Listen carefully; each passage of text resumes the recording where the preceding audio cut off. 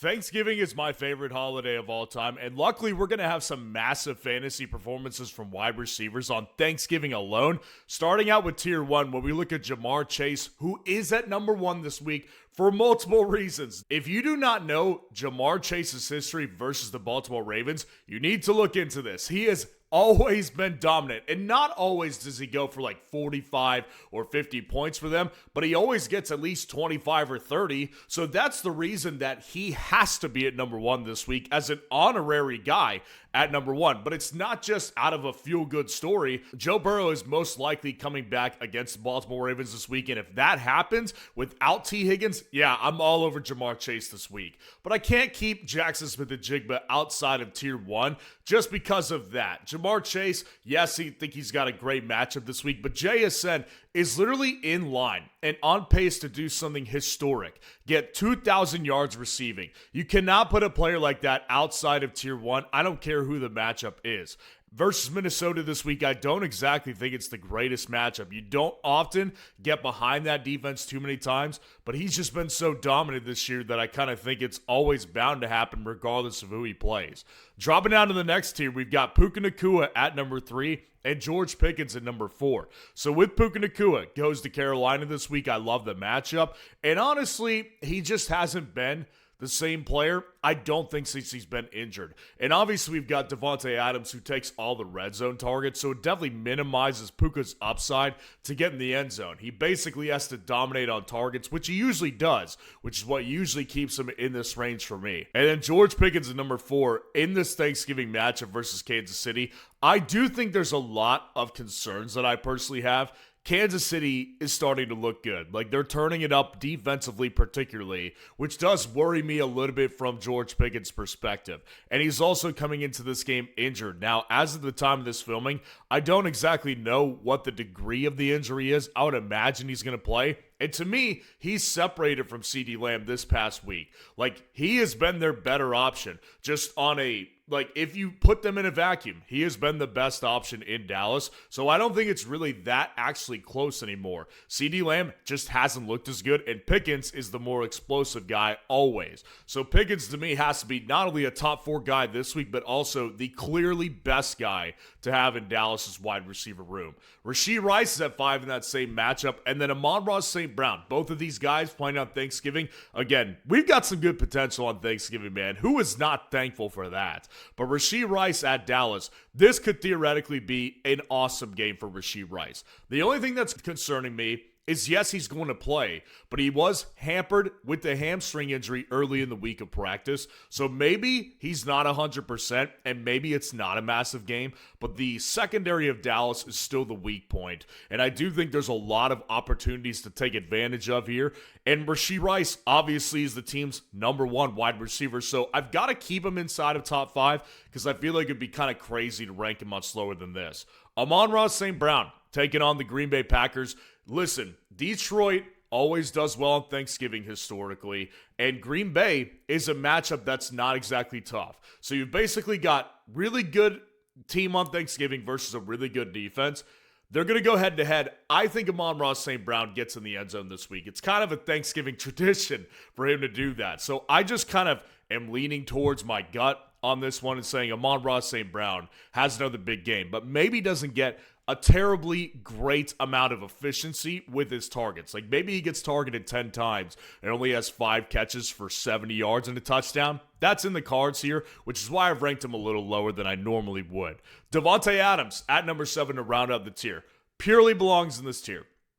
He is a touchdown lock. Like, honestly, I'm very curious to see what the rest of the community thinks about Devonte Adams and where he should be ranked and who he should be played over. Because to me, there's a lot of merit to play him over guys that we haven't went through yet, like CeeDee Lamb, Nico Collins, Michael Wilson, Jalen Waddle, those types of guys.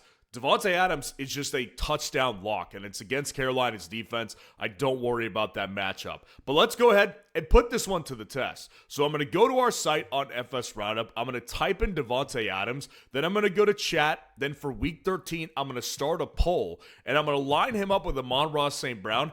and let me know what you would do, because I could see a lot of people voting for Devonte Adams on this one because of how much of a touchdown lock this guy is this season. So let me know what you think. Go vote on it. It's free to vote, free to start your own poll as well. But if you want access to this week, it's actually going to be top 300 rankings in fantasy football, and you want access to the automatic waiver tool, which has never been more important than it is right now. The comparison feature and the league sync up feature on the site. You could do that with the premium subscription, or if you just want to do a full team breakdown with me before the playoffs start so we can get your team ready to go for the playoffs. We can have a live chat. We can have live back and forth dialogue on a live stream. We can also do team breakdown for you as well.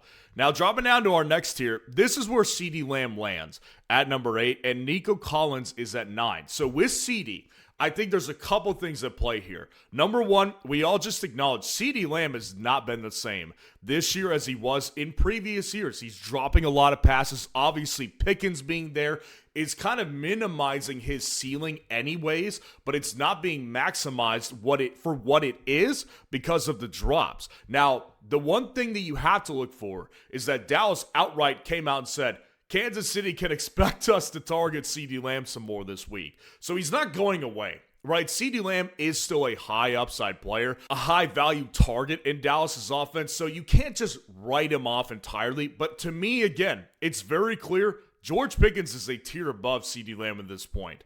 Nico Collins at Indianapolis this week. This matchup offers some upside in certain senses, but it also offers its challenges because Indy's defense is definitely a problem for a lot of people. I've been saying this all year. Lou Anarumo, as that defensive coordinator, has been excellent. And Nico Collins, the one thing I'll say is this. They've had a long week, so it's like maybe he's not going to be injured. I wouldn't be surprised if he was at least on the injury report. We're filming this before it comes out. Nico Collins became a decoy last week after he took a shot to the ribs. So I'm kind of curious what the injury report looks like. That's why I've kind of ranked him down a little bit. I don't think he's going to be fully healthy. He took a big shot. But either way, if he's out there and it's Davis Mills again, which it possibly is, even if it's CJ, I've still got Nico at 9. Michael Wilson at 10 and Jalen Waddle at 11. So Michael Wilson, to me, I think this is a guy that you just have to put in your lineup moving forward. Bottom line, end of story. Because he, without Marvin Harrison, has been awesome. 2 straight games. This guy is crushing it. And Jacoby Brissett is a guy that can take advantage of matchups like Tampa's defense. This has been a secondary that's been very vulnerable this year. So another week without Marvin, you've got to keep Michael Wilson in your lineup. This is a league-winning type of player that we are watching right now because Marvin, we have no idea when he's coming back. Appendicitis is no joke. So he's not coming back this week in all likelihood. Michael Wilson is a guy that you need to put in your lineup. Jalen Waddle at 11 versus New Orleans. The matchup is great. They're coming off a bye week and they're in their element at home. I do think this is going to be a successful one for Jalen Waddle. A lot of times, man, again, this team is really predictable if you watch. They get out of their element, they go overseas or they go to a cold environment. That's when Waddle has his worst games. But when you put Waddle at home, in Miami, or in a dome, that's when he can succeed. And this is just one of those scenarios. Again, it's already a weaker defense, and it's at home in their environment. This is a matchup I want to take advantage of with Waddle. And Chris Olave is at 12. Also, this is no slight to him. He's a great play this week, too. At Miami, the defense is not very good, and he's clearly the wide receiver 1 in this offense. It's not even a question. So Chris Olave absolutely belongs inside the top 12. And honestly, kind of interested to hear how many people say I still have him ranked too low, because you might be right. This guy is a top 8 wide receiver in fantasy this year in full PPR formats. I just think that if it's Waddle and Chris Olave, I'll probably get the edge to the ceiling with Waddle. And Ladd McConkey at 13 to round out this tier. He's taking on the Las Vegas Raiders in Los Angeles this week. Coming off the bye week, playing the worst team in the NFL. Where do you go wrong with this? I mean, Ladd McConkey has separated himself from the rest of the pack in Los Angeles, and it's something that I've covered over the weeks. He is their wide receiver 1. It's not even close at this point. There's weeks where QJ has off weeks. I think QJ is going to be fine this week, but whatever. Keenan has off weeks. Aronde Gadsden has off weeks. Ladd is not really like that. Like, he suffered along with the rest of the team when they played Jacksonville a couple weeks ago, but that wasn't because Ladd wasn't good. Ladd has really rebounded. He's their wide receiver 1 clearly. It's a great matchup. Off a bye week, I'm going to trust this one to do a really high upside game. By the way, make sure to like the video, subscribe to the channel to show your support if you haven't done so already. Dropping down to our next tier, Emeka Egbuka lands at 14, and Michael Pittman Jr. lands at 15. So this tier right here, this is a combination of uncertain situation and bad matchups. Emeka Egbuka, this is a player I've been behind all year long, and I've been well above consensus on this guy. Let me be clear on this ranking right here. This should not indicate to you, as an Emeka Egbuka owner, that you should be shopping or trying to move off of Emeka Egbuka. I don't feel that way. I think he's still a guy that can give you 25 points, particularly if Baker plays this week, which is apparently in the cards. And that's how I'm ranking these players in Tampa this week, as if Baker does play. Because if it's questionable, he'll continue to play, and he doesn't need a full week of practice to play. This guy's really tough. He knows the offense. He doesn't need to practice. The reason I'm here with him is because if Baker plays, what's the upside actually look like? I do think the upside's there, but the floor is definitely what's lower. And that's why I've got to have him in this fourth tier. And then Michael Pittman Jr., we've got a bad combination this week, I think, for him. I would try to move off him in a lot of ways, and maybe this rankings is even too high. Michael Pittman Jr. versus Houston, Derek Stingley, that's a corner I don't want to face. Number 2, this offense is going backwards in my opinion. Yes, Jonathan Taylor is still good, but Daniel Jones has not looked the same the last 3 weeks since Pittsburgh exposed him several weeks ago. And I think that's a problem here against a tough divisional opponent that's hot right now with Houston. I don't love Pittman this week. I do think you could do better, and maybe he's just too high ranked. The only reason he's still here is because he is kind of a big touchdown threat, and they have been efficient enough over the course of the season for me to justify a top 15 ranking. Justin Jefferson at 16, Ted McMillan at 17. You know, the funny thing is, I briefly considered having Justin Jefferson inside of the tier above him because J.J. McCarthy's not playing this week. It's Max Brosmer, the quarterback out of Minnesota. Let me just tell you something. I've got friends who went to the University of Minnesota or are affiliated with that type of family, and they're excited to see Max Brosmer because JJ sucks, and they kind of like him. I will say, though, I can't fully buy into it because it's Seattle. This is a brutal matchup. Like, if he came in against the Las Vegas Raiders, I would probably have JJ inside the top 12. But this is a week I just can't trust it. And they're just in shambles. Even if this guy comes in and he's not as bad as JJ McCarthy, it doesn't mean he's good. So I just think this team is in shambles, man. And Justin Jefferson, what a sad year for him. Ted McMillan at 17 to round out this tier versus the Los Angeles Rams. This matchup's pretty tough. The spotlight's just too big for them in this one. Ted McMillan was dropping passes. He didn't do that well. Bryce Young wasn't finding him often enough. Ted McMillan, at the end of the day, I do still think is a good player and has upside to get in the end zone and give you 15 or 17 points in this game. But this matchup is tough. It's against a red-hot defense versus the Los Angeles Rams, and it's just a superior opponent, so I've got to rank him a little bit lower this week. Dropping down to our next tier, Christian Watson is at 18, and Jameson Williams is at 19. Both Thanksgiving Day players. Christian Watson, let me just tell you this. I am factoring in the possibility of a return for Jaden Reed with this ranking. But even if Jaden Reed does come back this week, I don't see him overtaking the offense immediately. Like, he came back from 2 different injuries, man. Can't see him being the wide receiver 1 in week 1. I do think that Christian Watson at this point is kind of developing into their do-it-all receiver. Like, he's catching intermediate throws. He's catching short throws. Obviously, he's a deep threat. Detroit's defense looks a little vulnerable right now. In this Thanksgiving Day game, I could see a big upside week from Watson, but I'm going to mitigate risk a little bit because I do still think that his floor is not low, but I wouldn't say that it's super high. Jameson Williams at 19. 1 step forward, 2 steps back. I mean, I thought we were really past the goose egg days with Dan Campbell calling plays. And I will say this. Jameson Williams had 2 big plays called back, and I think that needs to be factored in. I don't think he's going to be irrelevant in weeks. I don't think he was last week. It just didn't work out in his favor. But I do think that this week is a much tougher matchup, and obviously he's not a pivotal piece to this weekly offensive game plan like Amon-Ra St. Brown is. So you do have to factor those things in. I've got to bump him back down to around 20. Zay Flowers is at 20 and Rome Odunze is at 21. So Zay Flowers in this Thanksgiving Day matchup, again, the upside in this one is awesome. And honestly, I've been saying this for weeks. Zay's floor is really solid. Like, he's getting you no worse than like 10 to 12 points on a weekly basis. Obviously, it's not what you want because you want to hit the upside, but the upside is there. I keep saying this. One of these weeks, and this could be the week very well, one of these weeks he will hit his upside. It will happen. I just don't know when it is. This is a perfect matchup for it. So I do think Zay has a lot of upside in this week. And the reality is his floor has just solidified to a point where I can't put him much lower than this. Rome Odunze in the Black Friday game at Philadelphia this week, this is a tough spot. Like, this is a really tough spot for Chicago, number one. And number two, Rome Odunze, I discussed on what I got right and wrong on Monday night.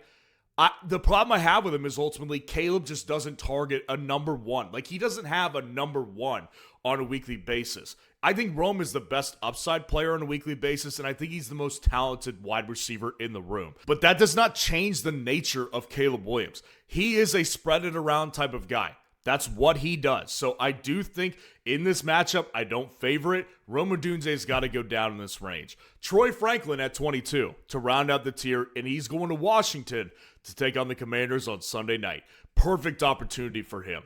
This one coming off the bye week, and he is the wide receiver one. I mean, we've been through this. It's easy to forget off a bye week. Yeah, Cortland Sutton's still there. He's been the wide receiver one for the last month and a half. Like, that's just the facts with Troy Franklin. So in this matchup, you view him as a wide receiver one. The guy gets 8 or 9 targets in this game against Washington's defense. Yeah, give me that opportunity off of a bye week. Dropping down to our next tier, Devonta Smith and A.J. Brown back together at back-to-back rankings at 23 and 24. One step forward, 2 steps back again. Devonta Smith has not been as important as A.J. Brown has the past 2 weeks. I have no idea what to think of these guys, man. The only way I can process the information is to say that they are clearly trying to appease A.J. Brown, in my opinion, and he still is a high upside player, but he's still nothing more than a big play threat. And Devonta Smith, I do think has possession receiver qualities, but he oftentimes gets phased out of the game plan. I don't know, man. I think this offensive coordinator's terrible, but this matchup is really good. And I do expect Philly to win this game, so obviously I think they both have upside, but I cannot rank one over the other. You rank these guys how you want to, knock yourself out, because the reality is either one of these guys could have a great game, but either one of them could be an absolute destruction for your team this week when it matters most, so I've got to rank them accordingly. Quentin Johnston is at 25, and Khalil Shakir is at 26 to round out the tier. Quentin Johnston, guys, don't forget about him. I know he's had his struggles lately. This is a big play threat who has evolved into more than that. He has been a consistent target in this offense most weeks. He's been injured the last several weeks. Well, guess what? They have the bye week, and then they get to play the Raiders. I am not ruling out Quentin Johnston, and if you dropped him, very ill-advised, and I've been saying that for weeks. If he's on waivers, pick him up, and he can be played this week. This is not a bad spot for him. He will have games where he has really good upside games still. It's not over. His story is not over this year. Feel like really weird because I'm the one standing on a soapbox with Quentin Johnston, but it's true. Like, he does have upside games left, and I think it's a shame and just a regrettable thing to do to drop him at this point. Khalil Shakir at 26. At Pittsburgh, the matchup is fantastic. And listen, Buffalo's offense, man, particularly their wide receiver room, still going through changes. Brandon Cooks just signed to the active roster. Gabe Davis been on and off the practice squad. I don't know, man. I mean, all I know is that Khalil Shakir has been the most consistent target in that offense. And you factor in Dalton Kincaid's injuries, that's what I'm saying. Dalton Kincaid obviously is a great play if he is there, and I would say he's the best upside pass catcher. But if they're both there, I think Khalil Shakir at this point in this matchup needs to be a top 25 to 30 guy. Dropping down to our next tier, and as our last tier, Darnell Mooney makes it inside the top 30 this week, and Wan'Dale Robinson is at 28. Now, Darnell Mooney, I said this leading into the week. Kirk Cousins needs to prove to me first that he's not Mermaid Man. And he did. Kind of. I don't know. I still think he's Mermaid Man a little bit. But I do think that Darnell Mooney obviously is in position to where I'm like, okay, he's the lone wide receiver there. It doesn't make sense for him to not do well against the Jets. So this may be too low of a ranking, but I've got him here at 30 because I still don't trust Kirk Cousins entirely. And Wan'Dale Robinson, people think this is a low ranking too, I'm sure. Listen, New England, that's a different matchup than what they just took on with the Detroit Lions. The Lions not have momentum right now, and the Patriots have the exact opposite. They've got maximum momentum right now. On Monday night, I don't see a great outcome for the Giants in this game. Maybe I'm wrong for a second week straight, but I do know he's definitely a top 30 option this week. Jaden Reed at 29. Yep, and DK Metcalf at 30. Jaden Reed, though, if he comes back, and that's what I'm factoring in, I think that he's a big upside play to a point. I do think that he could have a 17-point ceiling in this game, but his floor is about 2 points. And I'm serious. Like, Jaden Reed is a Detroit Lion killer. He's had a lot of good success against the Detroit Lions over the years, and he's done well in Thanksgiving games, too. So, I do think there's a lot of merit here for Jaden Reed to have a good game, but you cannot rank him much higher than this because it's his first game back since the injury, if he does come back at all. So this may be all for naught, but I will tell you this, if he does return, I do think he belongs in the top 30 because I think he's a solid play. And then DK Metcalf versus Buffalo. That's what I think about DK Metcalf. He's a fart. I mean, this guy...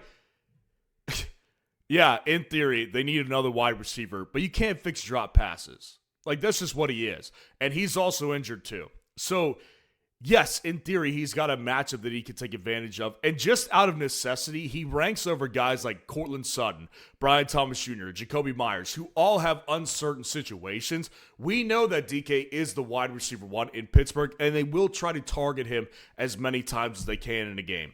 That's why he sticks inside the top 30.